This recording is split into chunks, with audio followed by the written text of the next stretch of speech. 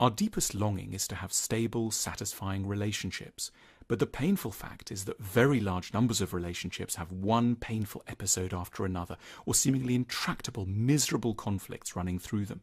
It's one of the biggest questions there is. Why is it so hard to be happy in love? The huge and not yet fully digested insight of psychoanalysis is that the challenges of relationships always start when we were children. It was the contribution of a great English psychoanalyst called John Bowlby to trace the tensions and conflicts we have with our partners back to our earliest experiences of maternal care. His ideas are sound in part because he drew so deeply and honestly on his own experiences in order to formulate them. Born in 1907, Bowlby had a quintessentially upper-class British childhood. Young Bowlby hardly saw his parents and was looked after by a nanny who was let go when he was just 4, leaving young Bowlby bereft. At 7 he was sent off, in line with the conventions of his class, to boarding school. He hated it and later declared, "I wouldn't send a dog away to boarding school at the age of 7. Bowlby became a brilliant medical student and an imaginative researcher. When he was a consultant to the World Health Organization in the early 1950s, Bowlby wrote a report, Maternal Care and Mental Health. He attacked prevalent assumptions and argued that kindness doesn't smother and spoil children. It's as if maternal care were as necessary for the proper development of personality as vitamin D for the proper development of bones, he wrote. This insight initiated a wave of reform. The visitation rules of many health institutions were reformed to allow parents to stay with their children, where they'd once been allowed only to visit and never touch. It sounds like a dry, bureaucratic move, but it ended countless afternoons of quiet sorrow and evenings of solitary anguish. In a book published in 1959 called Separation Anxiety, Bowlby looks at what happens when there isn't enough of this kind of parental care. He described the behaviour of children he'd observed who'd been separated from their parents. If the child is separated for too long, they still crave the attention, love and interest of the parents, but feel that anything good may disappear at any moment. They look for a lot of reassurance and get upset if it's not forthcoming. They become volatile, they take heart and then they despair, and then they're filled with hope again. This is the pattern of what Bowlby called anxious attachment.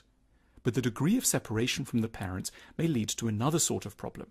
The child could feel so helpless they become what Bowlby called detached. They enter their own world to protect themselves and become remote and cold. They experience what Bowlby calls avoidant attachment.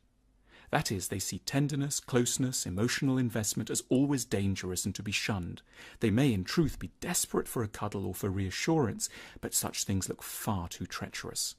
The focus of Bowlby's thinking was about what happens to a child if there are too many difficulties in forming secure attachments. But the consequences don't magically get restricted only to the age of 8 or 12 or 17. They're lifelong. Our attachment style is fed by our earliest experiences. It's a pre-existing script that gets written into our adult relationships, usually without us even realizing that this has happened. In line with Bowlby's views about how children relate to their parents, there are 3 basic kinds of attachment we can have to other adults. Firstly, secure attachment. This is the rare ideal. When you're securely attached, if there's a problem, you'll work it out. You're not appalled by the weakness of your partner.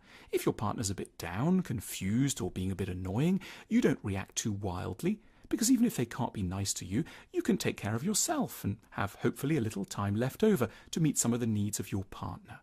You give the other the benefit of the doubt when interpreting behaviour. You realise that maybe they had a tricky time at work. That's why they're not so interested in your day. The explanations are accommodating, generous, and usually more accurate. But there's another kind of attachment, anxious attachment, and this is marked by clinginess, texting and calling all the time just to check where the other is and keep tabs on what they're up to. You need to make sure the other person hasn't left you or the country. Anxiously attached people become coercive and demanding and focus on their own needs, not their partner's. Anxious attachment involves a lot of anger because the stakes feel so high. A minor slight, a hasty word, a tiny oversight can look to the anxiously attached person like huge threats. They seem to announce the imminent breakup of the whole relationship.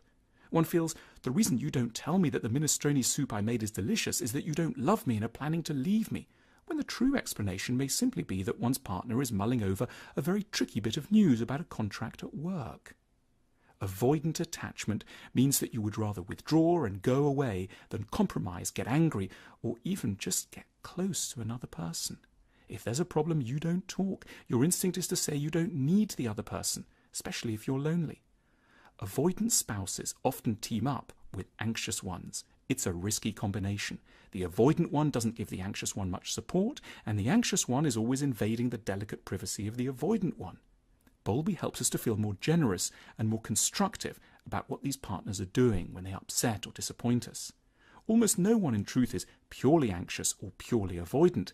We're just a bit like that some of the time. So, alerted by Bowlby, we can see that a partner's apparent coldness and indifference is not caused by their loathing of us, but by the fact that a long time ago they were probably rather badly hurt by intimacy. And it opens possibilities of self-knowledge which can help one reform, if only a little, one's own rather eccentric behaviour.